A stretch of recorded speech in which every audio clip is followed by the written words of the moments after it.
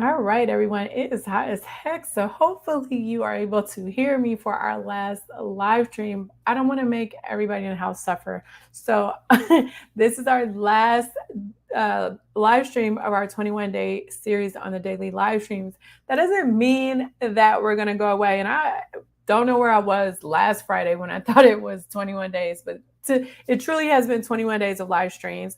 However, I have some other cool things planned for you. So make sure that you're on our text list so that you get reminders of what's coming up next. Today, we're going to be talking about procrastination and how you can stop procrastinating with some of these easy tips that I'm going to share with you today. Um, Before I get started, my name is Yashica Lind. I'm the founder and CEO of the Lind Group. We are a group of experts in healthcare. Our mission is to help develop better leaders on a more holistic level. So you're not only making an impact, but you're doing it in a way where you don't feel burned out or imbalanced. And we also work with organizations to help them strategically improve their healthcare delivery systems, their operations, all the things to make dramatic improvements across the board. So that is my professional life. If you want to know more about me, so again, today's discussion, we're going to be talking about procrastination because it is a habit that most unsuccessful people develop. Successful leaders do have a habit sometimes of putting things off. However, as you gain more responsibility and you gain more of a title, you have less leeway for being someone that puts things off until the last minute, or doesn't turn things off in an agreed upon time. And for you, that may mean a deadline at work, but I also count that to mean the personal deadlines you set for yourself, and then you fail yourself when you don't come through on your word. So, there are four types of procrastinators. There are those that put things off to the last minute because maybe they think they work well under pressure, but really they're addicted to stress, or they lack the energy and motivation to try or start things. And so this last minute stuff is a pusher for them, or they are perfectionists. That's interesting, right? The second type of procrastinator are those that are already stretched too thin. They have issues with boundaries. They are people pleasers. They can't say no, but they are like over capacity and end up feeling lazy because they have to put things off to the last minute because their body is telling them, no, we need a break, you need to stop. Secondarily, before I get into the third type of procrastinator, just know that we also did a live stream series on people pleasing, or YouTube video on people pleasing, and we also did one on boundaries and stuff. So make sure you check out the replays if you're just now joining us at the end of this live stream series. The third type of procrastinator, and this is where about 90% of my clients fall, and I even fall into this area sometimes, is that I think I'm too busy to get things done. However, if this is you, what you may find is that you really aren't getting anything done that is really making a difference in progressing your life. Truly busy people, are they really getting stuff done? Are they hitting their goals? Are they making things happen? Yes, truly busy people that are hitting their goals, that are getting stuff done. However, are you? You might be busy, you might be doing all the things, but are you getting stuff done? Are you hitting your goals? Are you making progress day after day, year after year, month after month? And if so, then really, are you busy? Are you spending time on the things that matter?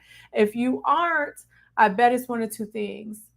Either you aren't doing value added things, you're avoiding doing the real work that needs to be done, um, or you just literally don't want to do the work and you just don't want to be honest and admit that you don't want to do it. Because there's that too, right? There's things in life that we just don't want to do. And so we put them off. But don't pretend like you're so busy. Just say you don't want to do them. And then there's a fourth type of procrastinator, and that is those that lack focus. They get hooked on the next best thing, and instead of having intention and dedication and focus to see things through to the end, maybe you move on to the latest thing without ever developing consistency to see real results. And this is, ironically enough, one of the things that I see in those that come to me when they need help, when they've already been burnt out or at risk for burnt out. And this fourth type of procrastinator also can make you feel busy even though you are not busy.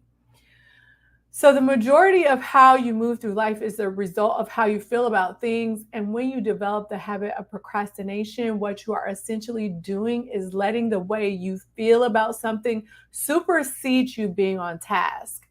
As a leader, I don't care what society is telling you today, your feelings about certain things should not supersede you being on task if it is part of your role and your job and your responsibility as being a leader, because oftentimes our feelings ebb and flow. Therefore, they are not reliable, they are not factual. I don't care what everybody has been saying. I could do a whole live stream just on that alone.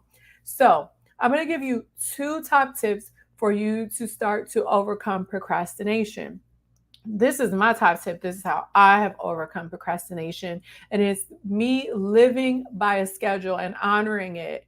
So every week I look and I think about what it is that I need to do, what needs to get done. And more often than not, I stick to the schedule, even if I don't feel like it. And especially if it's a task that I'm not excited about. I just do it. And what I find is that once I get started, I often have this energy to kind of power through and get more done than I normally would, because I am more intentional and more focused about what needs to get done for the day, that is a priority, that's going to move the needle toward the things that I need to accomplish as a leader, etc.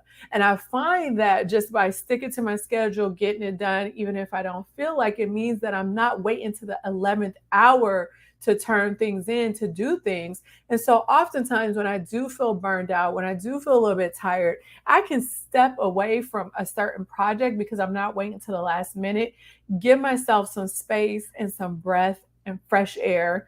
And I talked about this as well in one of the live streams. And then I can come back to things, because in space you gain creative insights that you can then use to make things better, which ends up benefiting you, which ends up benefiting me in the long run, because these creative insights that I'm now applying to work, because I didn't wait to the last minute so I can come back to things, come and go, right? I do better work. I turn in better work. I'm more valuable that way. So that's number one. If you don't do anything else, try this out. If you wait until the last minute to turn something in, by that deadline, you just got to turn it in. And it may not be your best work. You may think it is, but you didn't allow yourself that creative space to come and go, to get inspiration, to tap into perception, like I talked about. I think that was in our live stream yesterday, in order to make things better.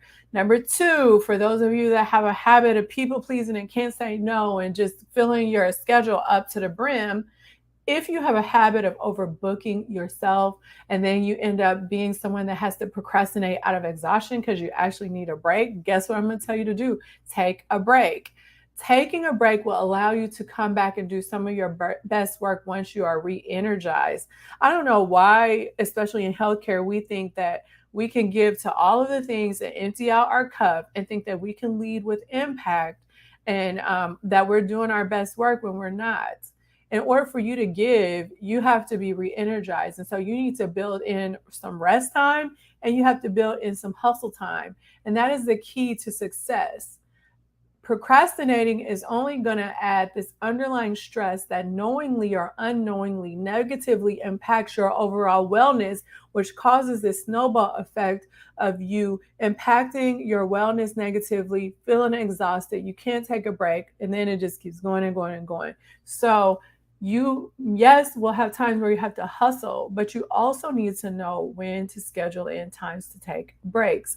And if you have trouble with saying no, with people pleasing, with boundaries, make sure you check out our previous discussions that we've had over the course of this 21 days in order for you to look at those lessons as well, because that'll give you more insight into how you can do this more effectively.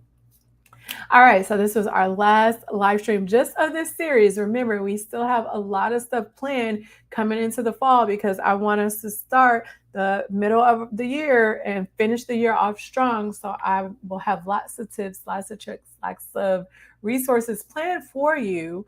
So if you don't want to miss out on that, you want to know when I'm going live, you want to know when all these other resources are dropped, and you want to get a free copy of our ebook about the top 5 mistakes that leaders in healthcare make, then make sure you text the word leadership to the phone number 833-231-4407. Let me put that up on the screen for you so you can see it better.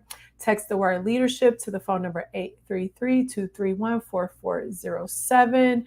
And if you are new, because this gained momentum as we went over the course of 21 days, so you may not have seen the past live streams, the best way for you to see all the live streams in one place is to go to YouTube, search Yashica Lind. They're under my personal name, not our company name, the Lind Group. And you're going to find a playlist with all of the live streams on there. But again, make sure you get on our text list so you don't miss out on what's to come. And thank you for joining me in this live stream series. And I will see you in a few days. I am going to take a little bit of a vacation, but I promise I will be back. And I want to make sure that you're here when I come back. So get on our text list. All right, take care. Bye.